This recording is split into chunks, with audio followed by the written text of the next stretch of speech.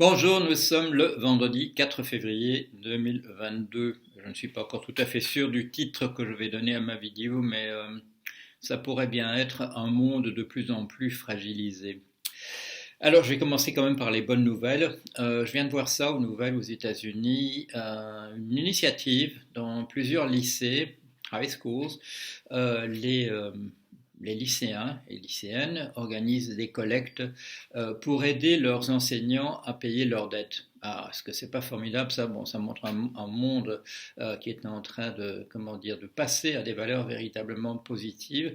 Alors, on nous donne quelques chiffres. Les enseignants, voilà, les professeurs du lycée les plus endettés ont une dette moyenne de 58 000 dollars, alors c'est à peu près 50 000 euros, mais heureusement les lycéens prennent ça, voilà, prennent les choses en main, et grâce à des collectes, ils aident leurs enseignants. Voilà, c'est une bonne nouvelle, n'est-ce pas?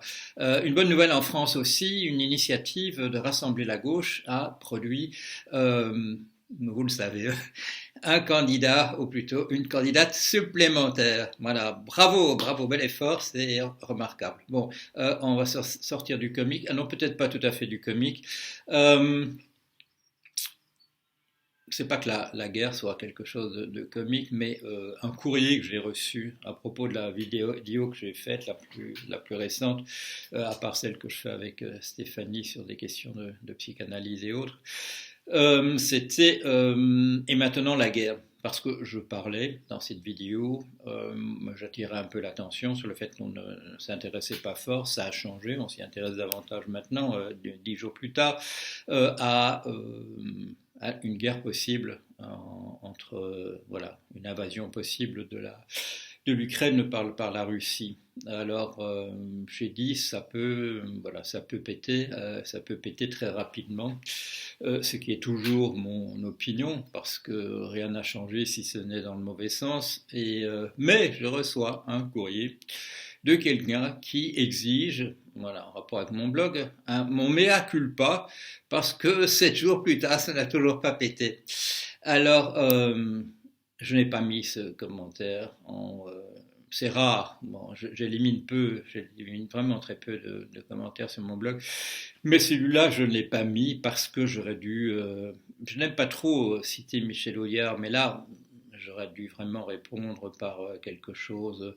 Vous savez, quelque chose qu'il a dit un jour sur les gens qui osent tout. Et je trouve que ça rabaisse le niveau de la discussion sur mon blog. Alors, justement, à la frontière de l'Ukraine, est-ce que les choses se sont arrangées depuis que j'ai parlé de ça? Non, bien entendu, vous le savez. Il y a information, désinformation, mais le build-up, voilà, la multiplication du nombre de troupes à la frontière, le déploiement maintenant de la Biélorussie jusqu'à la Crimée. Des troupes russes. On vous avait dit le test sera le moment où on constituera des réserves de sang voilà, dans la tendance juste derrière la frontière. Ça fait maintenant plusieurs jours que c'est le cas.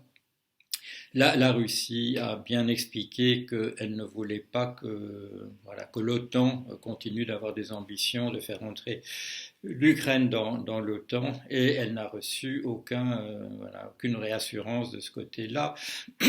Bien entendu, la Russie l'avait présenté les choses d'une manière un peu cavalière sous forme d'un ultimatum, d'un traité à signer où il suffirait voilà, que l'OTAN et les puissances occidentales signent au bas de la page.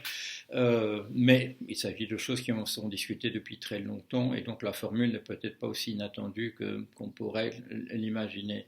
Vous connaissez ma position sur ces questions-là. Ce sont voilà, malheureusement, c'est comme les Ouïghours, la Crimée, l'Ukraine, ce sont voilà, des régions du monde où des populations diverses se sont succédées à une cadence accélérée, les régimes politiques également, ce sont des choses pas faciles à résoudre.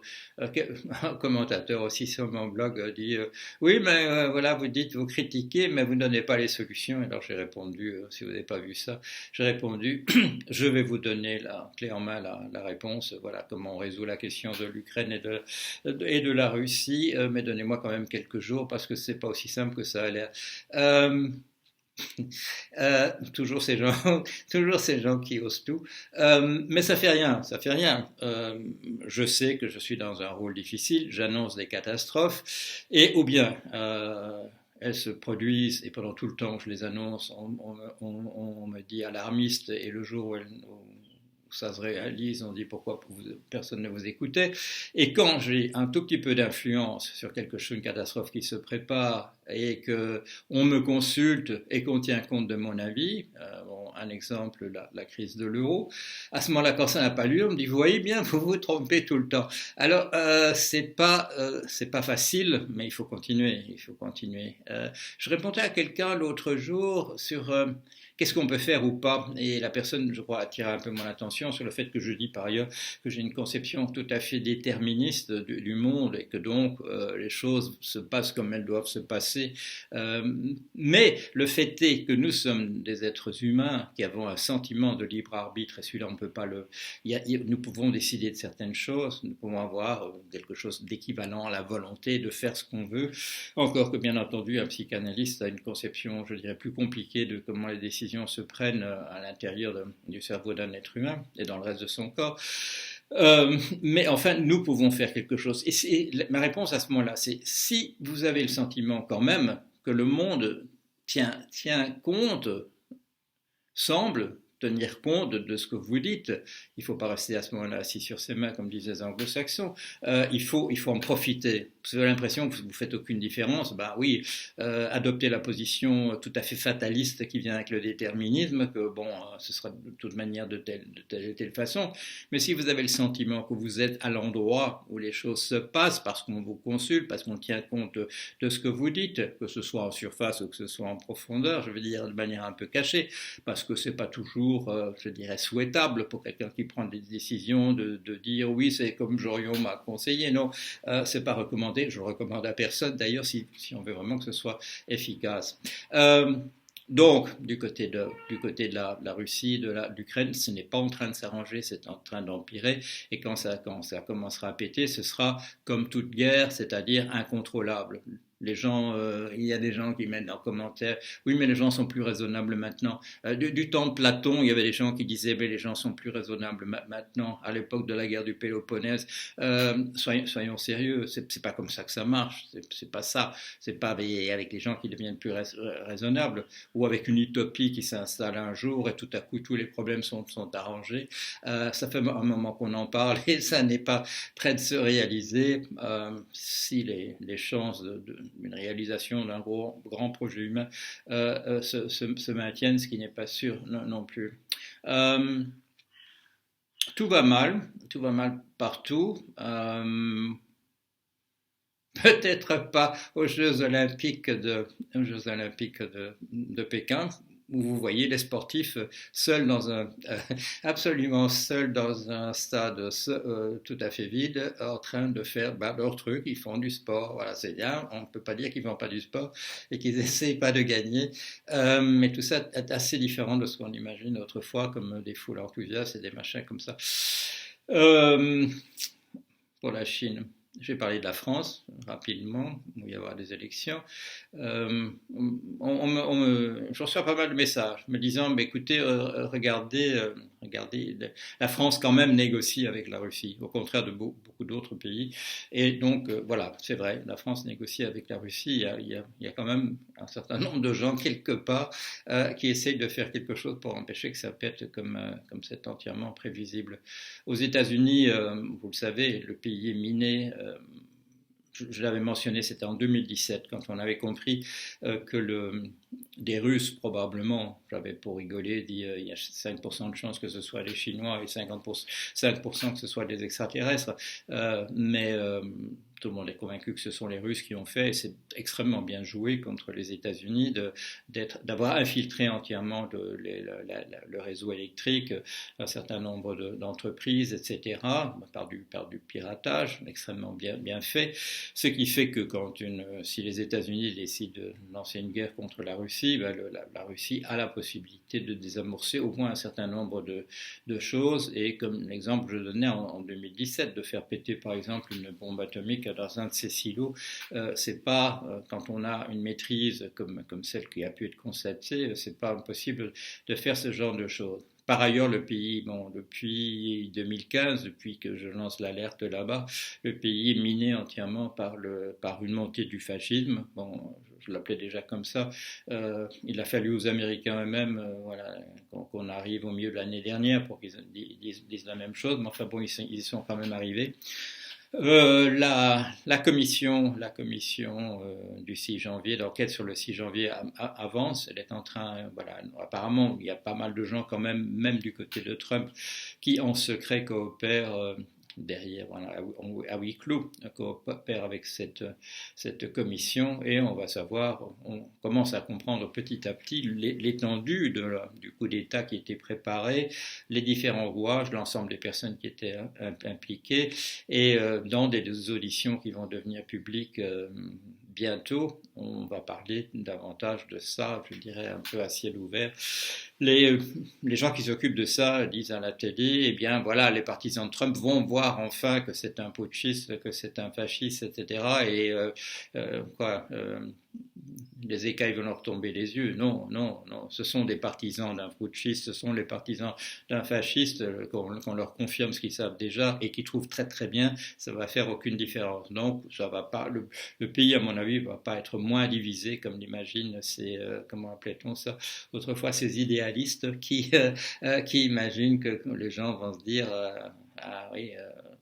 J'ai dit à une époque, c'était le procès de Manafort, où il y avait une partisane de Trump qui avait parlé à la presse en disant bah, écoutez, moi je peux rien faire, le type est complètement coupable et je vais voter avec le reste du jury. Mais c'est pas pareil à un isoloir que dans un jury où on est vraiment sous la pression des personnes qui sont tout autour. Voilà, j'ai fait un peu moins de vidéos ces jours derniers parce que j'ai la chance qu'on me demande de faire des choses très intéressantes par ailleurs. Je ne sais pas si dans le très long terme ça a beaucoup de sens de publier ces œuvres complètes en tant qu'anthropologue. Mais enfin bon, les pressions amicales qui sont faites sont quelque chose auquel il faut répondre. Il y a une autre initiative tout à fait passionnante parce que c'est la première fois à ma connaissance qu'on fait ça. Je ne peux pas en parler. J'en parlerai le jour même, mais j'y consacre un peu de mon temps.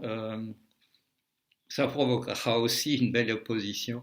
C'est une raison supplémentaire pour ne pas en parler avant que ce ne soit là.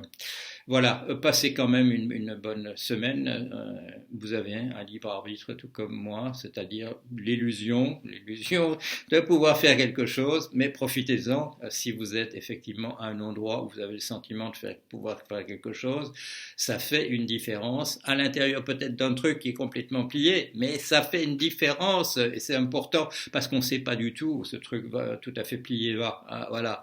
Alors, si on a la possibilité de pousser un peu dans la bonne direction, il ne faut pas hésiter. Chacun peut le faire à son niveau, comme un lycéen, voilà, qui organise une collecte pour permettre à ses enseignants voilà, d'être moins endettés. Un petit mot quand même, voilà, pour finir, parce que c'est drôle, parce que c'est triste, le statut des enseignants, la manière dont ils sont traités, qui fait qu'effectivement, en particulier aux États-Unis, ils sont obligés de s'endetter durant leurs études de manière massive et puis ne sont jamais payés de manière à pouvoir rembourser ça. C'est pas le système n'est pas le même, heureusement, chez nous, dans les pays occidentaux, mais là, ça ne veut pas dire que la situation des enseignants soit bonne.